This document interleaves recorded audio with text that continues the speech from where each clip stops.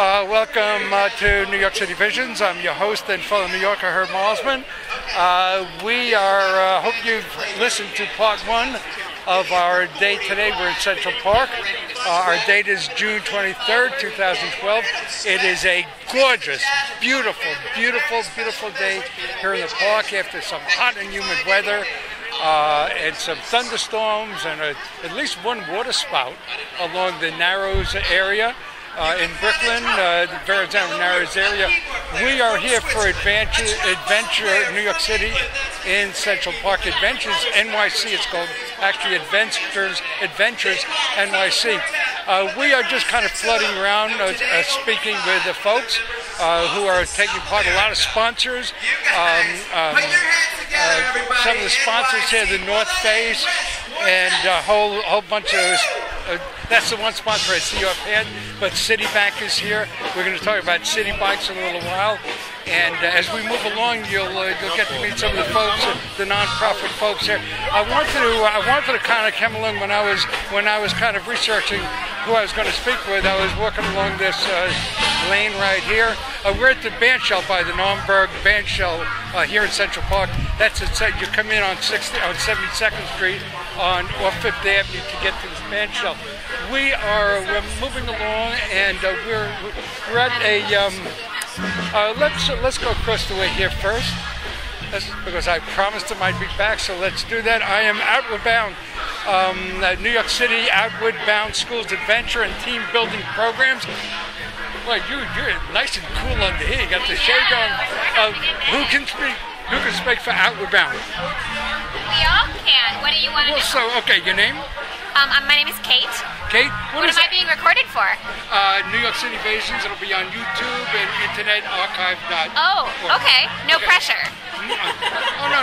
Hey, I've been doing it for five decades now. I'm still getting used to it. So, okay, what's happening here today? So, we're an experience-based outdoor leadership program for teens, adults, and companies.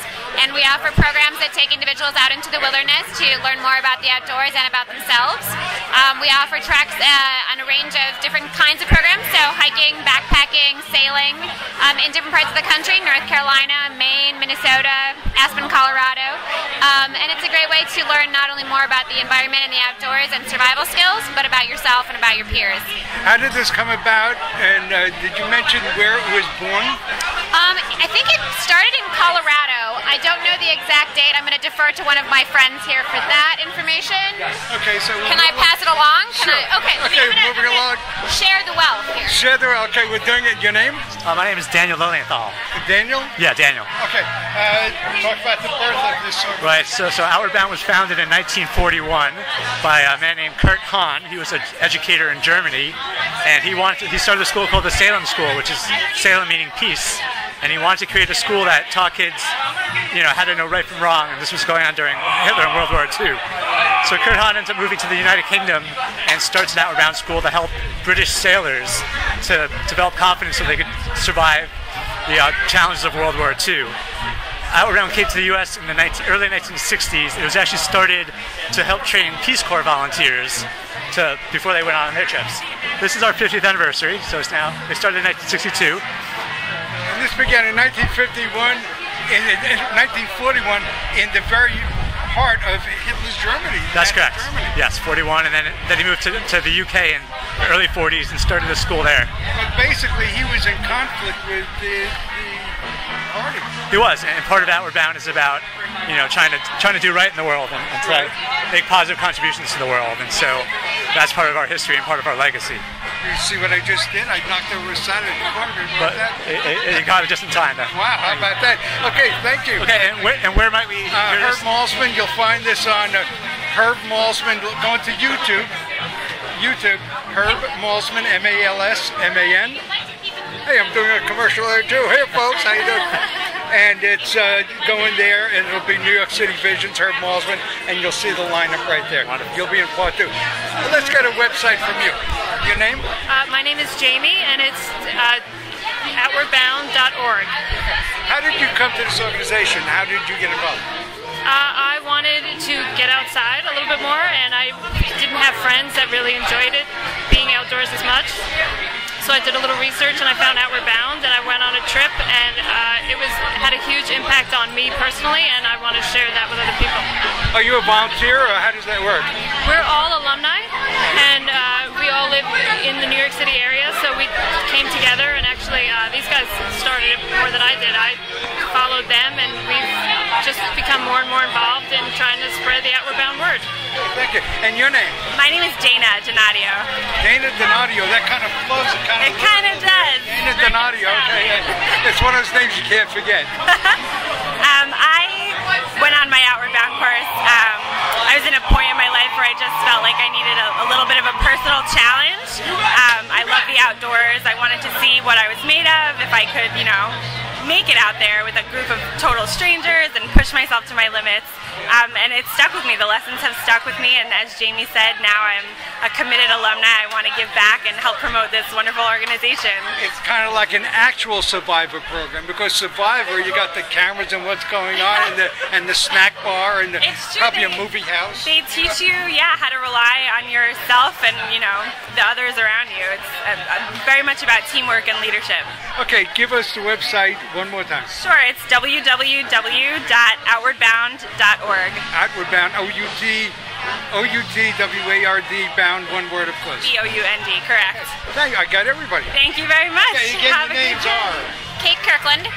Dana Donadio. Jamie Campos. Dan Lilienthal. Thank you, folks. Have a good one. Okay, thank you. Okay, you're listening to New York City Visions. I'm your host and fellow New Yorker, Malsman. We're at the National Parks booth right now, and I promised these guys I'd be back, and I did come back, and we'll see what's happening. Okay, let's shut tape, because I want to catch these guys before I leave this particular neighborhood. Okay, this is New York City Visions. I'm Herb Malsman. You'll find this piece on YouTube in the next 72 hours or so. Maybe, what's after 72, 96? I think so. 82, 92, yeah, it's 72 to 96 that sounds like hours. a good addition. Okay, explain yourself, sir. What are we doing here? National Park Foundation, what is that? The National Park Foundation is the national charitable partner of the National Park Service. We were established by Congress 45 years ago to raise private funds to help parks do the things that they can't do with federal appropriations. How many national parks? I saw a thing on PBS a while ago, the beginning, the gentleman that took it on. And yeah, Ken Burns. Ken Burns, yeah. And then there was, but going back in history, I think Teddy Roosevelt was involved in hunting in the parks. How many parks, and how it's, of course we're talking America, what's the biggest one? What was the first national park? All good questions. First national park was Yellowstone National Park, created in 1872 by President Ulysses S. Grant. Largest national park is in Alaska. Wrangell St. Elias National Park is up there. There are 397 places that can call themselves a unit of the national park system. They have a number of different kinds of names, though. Some are national seashores, national lake shores, you name it. 397 of those, but there are 58 that have the very special title of just being a national park. What's the process to become a national park? How does that? How does that work out? How does a park become a national park? Is it something everybody wants, or it's? It is the weird alchemy of whatever the Congress decides. Congress creates something as a national park. They've done it 58 times. And sometimes you've found places like Yellowstone that get created out of whole cloth, deciding that that is a place that needs to be preserved for for future generations. At times you have places like the Grand Canyon, which was originally, you mentioned Teddy Roosevelt. Teddy Roosevelt created Grand Canyon National Monument in 1908. 11 years later, in 1919, the Congress said, you know what, that's good, but we can do one better. They expanded the boundaries and created it as Grand Canyon National Park. What's on the drawing board now? Any parks up for consideration, or is it kind of, have we reached the max? That's a good question. You'd have to ask Congress. Is any congressman here? Not that I see, but there are always bills in front of the Congress to often create not so much the huge, new, big national parks that we think about, the Old West, but places that are part of America's history.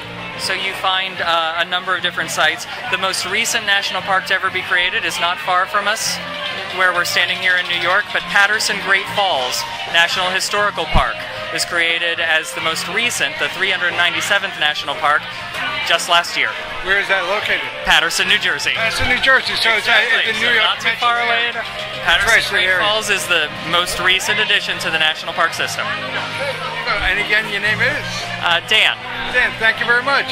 Okay, I'm going to take another one of these buttons for my daughter. All right, thank you. Have a good one. Okay, that's we're talking about national parks right there. And I know you said Patterson. I said, well, maybe there's a Patterson that in New York someplace. I'm just so connected to what's happening in New York City. Patterson is the most recent national park. Okay, I'm going to take a pause right now. And then I'm going to float around, see what's going on, see who we can speak with, and then we'll finish up. Again, you're listening to New York City Visions. I'm your host and fellow New Yorker, Herb Malsman. We're in Central Park today. It's June 23rd, 2012. We're here for Adventures NYC. We're in my favorite park, Central Park. Let's pause now, and we will be back. We are back, and I'm just going to kind of float over here and hope I can speak to somebody. It's 1,000,000 trees, one love, and right around the corner from national parks. 596,000 and change. Okay, let's look at it. I'm sorry. Okay. I'm sorry? The queen of biking in New York. She's the queen of biking? You're having the free bike lane? Is this the queen Well, of... they're selling them right there. Is this You have the... to be a member, you get them. Did she say this is the queen of Bike Week? A queen of... Last November I got it. Can I ask They're you, selling them right are you the queen of Bike Week? there. No, I'm just an ambassador. Oh, okay. Okay. I'm going to be over at City Bikes in a little while. Your name? Rachel Schneider. And what is Bike Ambassador, and and how'd you become the ambassador? Well, I'm passionate about safe biking and getting more people on bicycles. So we're trying to build support for getting more bicycle lanes in the city, and that's going to help get more people on bikes. It's a bit controversial, isn't it?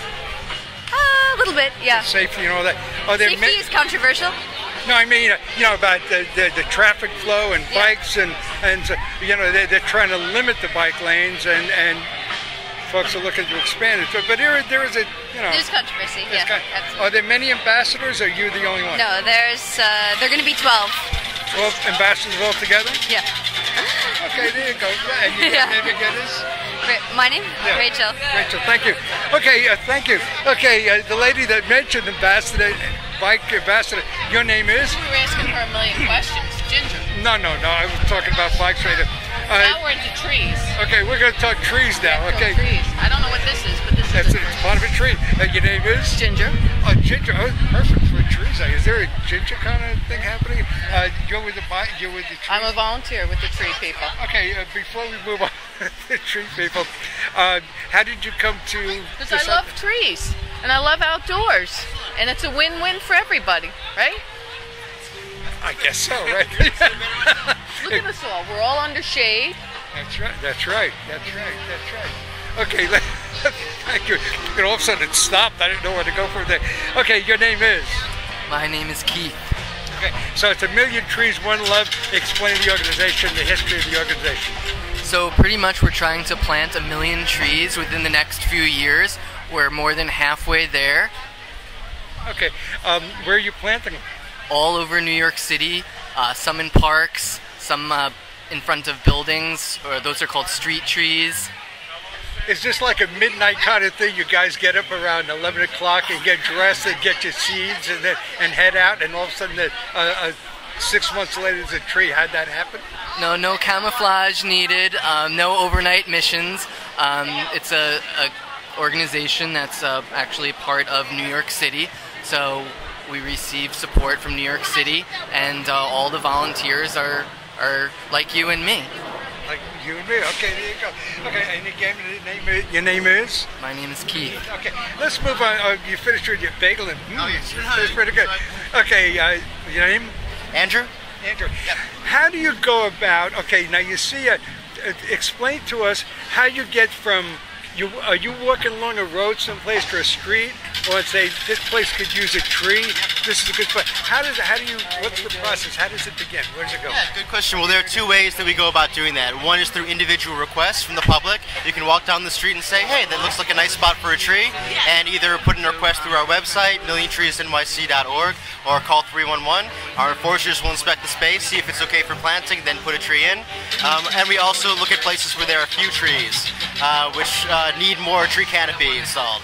And so there's a top-down planting approach, which we do by determining where the highest areas of need are for trees, and bottom-up, determining by people's participation where they'd like to see trees installed too. Okay, what makes a place specifically a place that needs a tree? Yeah, a place with it's very hot, poor.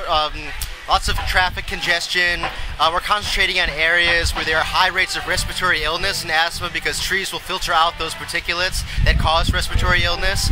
So that's some of the best places to plant trees. But our goal is wherever possible throughout the city, wherever we can plant trees, we're going to install them there. Okay. Where are you likely to find most of those? Is there a place where you find the respiratory problems? Any specifically treeless areas that you concentrate on?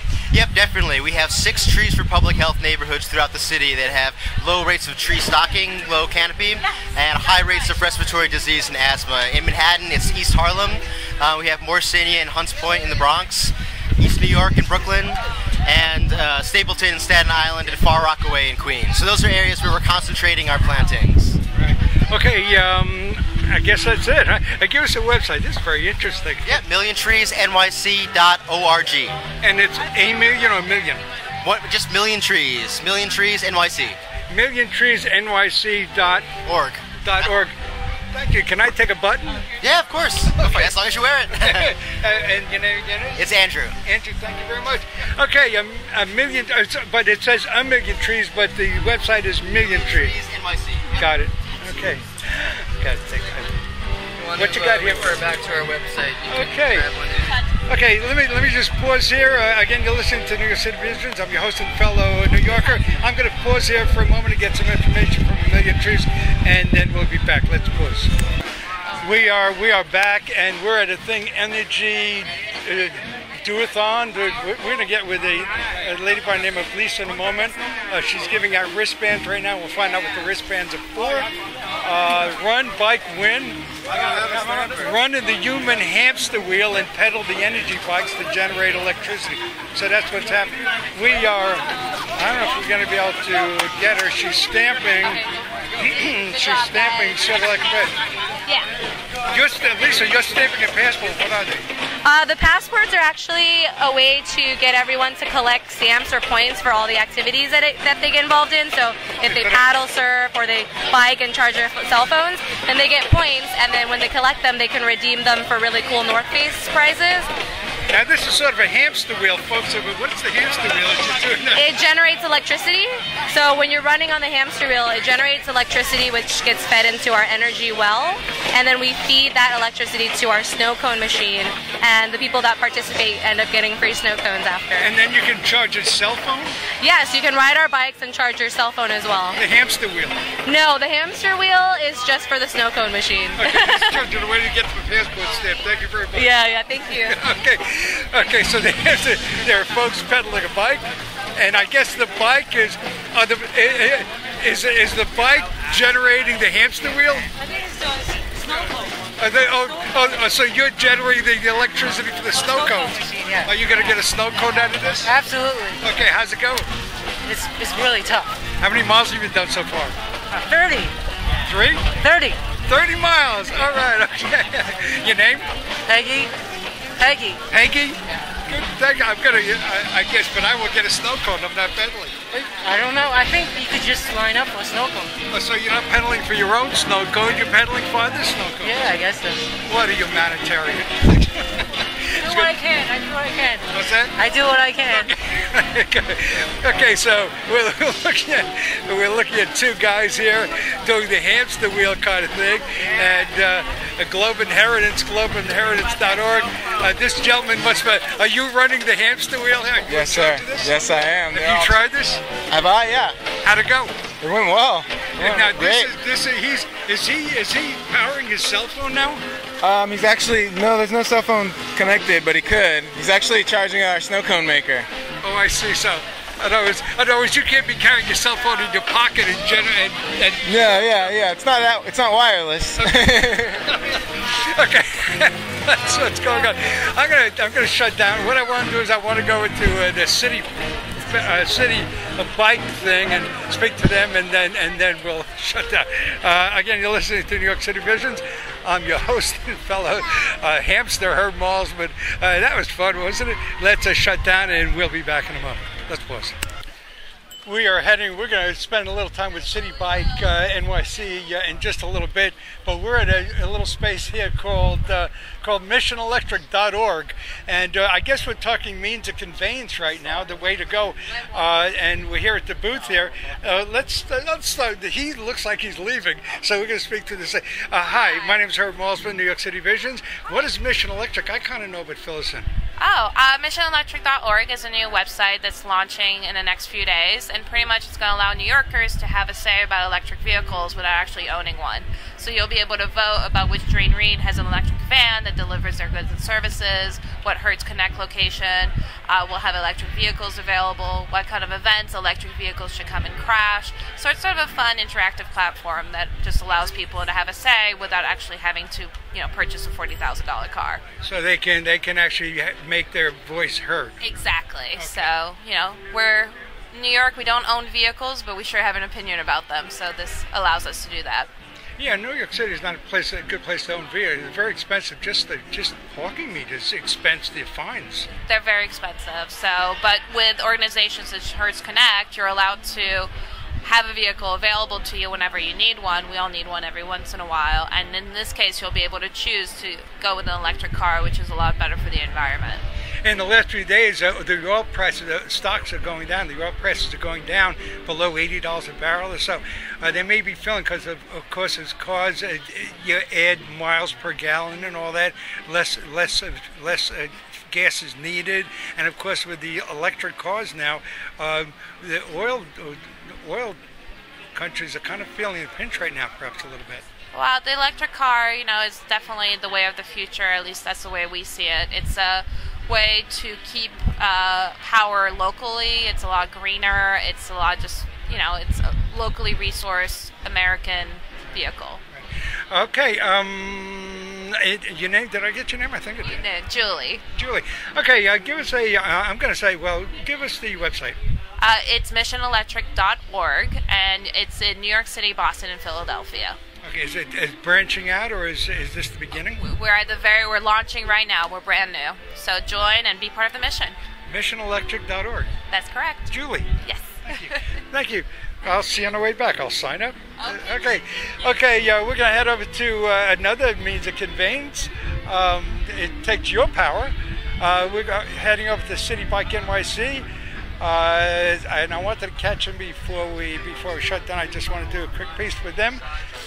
And this is the gentleman I was speaking with. He's chatting with somebody about City Bike. Let's kind of listen in. What you can do to get it around that if you want to keep going and dock the bike in close to 45 minutes and wait 2 minutes and grab it for another 45. So we just want to make sure the bikes are coming back to the station. Yeah, for sure. Okay, he's... There are passports here, and the people taking part today, guests here in the park, they get the passport and it's stamped, and with everywhere people go, they just I've been to this booth, I've been to that one, so that's how the passport goes. And we're gonna meet all the folks here for a moment. Your name? Sheree. Okay, Sheree, City Bike. Explain City Bike. Who is this for? What? Who is this for? I'm Herb Malsman. You'll find this in YouTube in about 96 hours, maybe. Okay, I'll have you talk to my boss because I'm not allowed to. Oh, this is the guy right here. My boss right here. Okay, thank you. Okay, boss. You got the big cheese, the big bike, yes, the big cheese for today. Okay, what's happening here? Okay, we are City Bike, the New York City Bike Share program, and we're here talking and promoting and telling people about the new bike share program that is coming to New York City. So by the end of the summer, we will have 7,000 bikes and 420 stations between Battery Park and 59th Street in Manhattan, an area of Long Island City, and certain areas of Brooklyn. How'd you come up with 420 spots? That I cannot answer. You don't know? I have no idea. Okay. Now, there is some controversy of this because of the bike lanes and, certain safety features, accessibility, and should we have bike lanes there? Is there a little touch of controversy happening here? There's always controversy with any new program that's rolled out in the city, and I'm going to ask. I'm going to tell you to talk to our PR people because that's right now. I'm talking about how the program works. What the bikes look like, how you join up for membership, that kind of thing. How the bikes look and how you join up. The bikes are a custom-made bike. Right. They're a custom-made bike made by Bixie Bikes in Canada, and what's great about the bikes? Yeah, this is the bike right here. It's a 3-speed bike. It comes with a bell. It comes with pedal-powered front light and pedal-powered rear lights. It's splash-proof, so that if it's raining and you're wearing your work clothes, you're not going to get wet. All the how's that? Well, these fenders here. Oh, I see. So the fenders. No splashback. Right, so it doesn't come up off the wheels. Right. Also, the chain is totally protected on the top, so if you're wearing suit pants or stockings, you're not going to get grease on you. And every part of the bike is custom made, so it doesn't work with any other bike. It's not. It's custom. Yeah, it's not interchangeable. Thank you. Yeah. Now this is. Is there a male version and a female version? Because this it is a unisex bike. Okay. This is called a step-through system, and basically it's for anyone. So it's there's no male, there's no female. It's all the same. All the same. For city bike. Okay. Is this the prototype kind of thing? Will be. Is this always going to be the way it is, or is this just the first? This is the exact bike.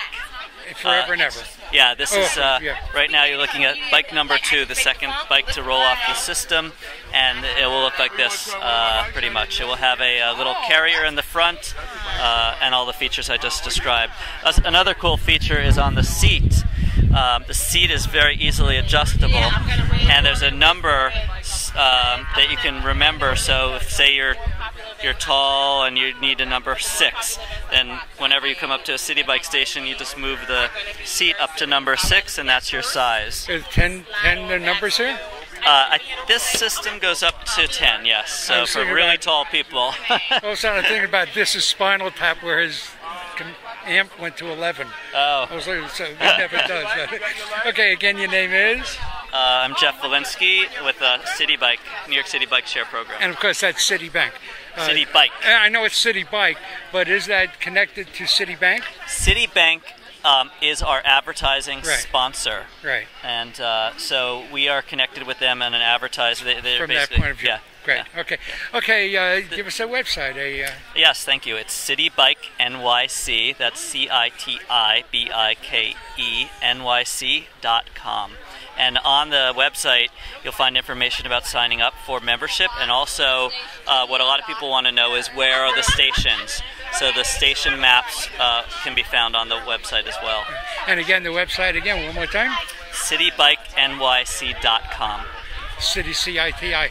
Thank you very much. Thank you. Okay, we're moving along, and I think we're going to kind of shut down. I think we're going to kind of shut down here at this point. Let me float around and see what's up and see where perhaps there's another spot. Let me go over here and see what's going on. Excuse me, where'd you get the shirt from? The shirt came from. You'll see if you go up here, you're going to see this hamster thing, generating. Oh, the hamster. Okay. No, maybe that's not where it is. I know it's going to be up here. Up there. Okay. I know it's going to be up there. Great. God, I can't remember, but I know it's there. Okay. But I'm not even sure of that. I'm not even sure. Okay. Let's. I'm sorry, I couldn't. Tell it. As a matter of fact, let me shut down and see if I can help with this. Here we go. Let's pause. We are back on finishing part 2 of Adventures New York NYC here in Central Park. It's June 23rd, 2012, and I'm looking at a line of porta potties, porta johns. That's the longest I've ever seen. Call ahead. call ahead porta johns. That's what's happening over here. I guess it's the official Service People Trust. Service People Trust. They do fuel, oil delivery, comfort stations, VIP toilets. Okay, I don't know if there's a VIP toilet. I haven't been in there, but I don't know what a VIP toilet would do for you. But they have holding tanks and handicap toilets, high-rise toilet sinks, porcelain toilet system, portable. Is this a VIP toilet? Is this a VIP toilet? No. Nothing of VIP. What makes it not a VIP toilet? Where are anyone else? Where are the VIP toilets? Are there any? I don't know. You know? This is the only one, but it wasn't VIP. Nothing enough. Okay. Okay, maybe there's a talking about conveyance, means of conveyance in New York City. You got your cabs, you got your cars, you got your bikes, but these guys are the hardest working guys. Can I speak to anybody about your work? What you do? Oh, I'm sorry. Oh, you're talking to me? Yeah, I'm talking to you. Okay. Okay. You're a Detroit Tiger fan? Oh yeah, because I've been in Detroit like 6 months. I've been there, that's why I really like Detroit Tiger. Do you have to maybe become a Detroit Tiger fan if you're there any amount of time? Or? Oh, just I represent Detroit here. Okay. I just like Michigan, that's why. Okay, but you live in New York, or? Yeah, I live by the end of the park by 125th Street. Okay, there you go. And you are a means of conveyance in New York City, are you not? I mean, you get people around the town. Talk about how you get people around the city. Yeah, to get people is really hard. To get people around the city because you have to hustle, Okay. And people is like a kind of business. It's like open business. Everybody wanna try to make some money. Sure. So that's why sometimes we have a lot of competition. Right. Discussing, argue, sometimes, Discuss what you're driving. What are you driving? What's your job? My job? What is this? Explain this. Oh, this is like the pedicab, the one with a carriage. Pedicab? Yeah, pedicab. Right. That can take like a maximum only 3 people. And because we have insurance, that covers only 3 people. Just in case if your customer, they got hurt. And of course it's a bicycle. It's kind of like a rickshaw kind of thing, but upscale. Yeah, it's like a rickshaw. Like most of the thing, like, from England, people from England, they call it rickshaw. But here, we call pedicab. Right. Yeah, American people, they say pedicab. Yeah, I was in Peru many years ago in March 99, and the airline went out of business, Air Peru, so they had to get me to the airport, and we got on one of these and through the towns, and the bicycle chain broke and what was going on. So this is fairly new to New York, but this is amazing. Yeah. So right. How did you wind up getting this job? I mean, to get this job? Yeah, you just. It's not difficult. It's just open business. You just need to have the driver license. You go to the Department of the Consumer Affairs, and you can get a license from there. What kind of license? The license from the city. And what's it called? It's called, the driver license. Oh, driver, yeah. Oh, so you need a driver's license. Exactly. Sorry about that. I got my people coming. Okay, and how much? What's the charge? Yeah, it depends. Okay. It starts from $80 up to $60. $80 an hour. Yeah. $80 an hour? Yeah. Oh my God, I can't afford it. Do you take credit cards? Yeah, we do. How do you do that? I don't see it. We have a machines. Okay, the machine? Go Detroit. Okay. Thank you guys. Okay. What's your name? No, what's your name? George Clooney, sir. George Clooney. George Clooney? Are you on hiatus now? Is that what's going on? No movies happening? No, that's my nickname. George Clooney is there you go. Okay, you kind of look familiar, but I wanted to check. Okay, so George Clooney drives a pedicab. Okay, we're gonna go. You've been listening to New York City Visions. I'm your host and fellow New Yorker. It's good to end on a laugh.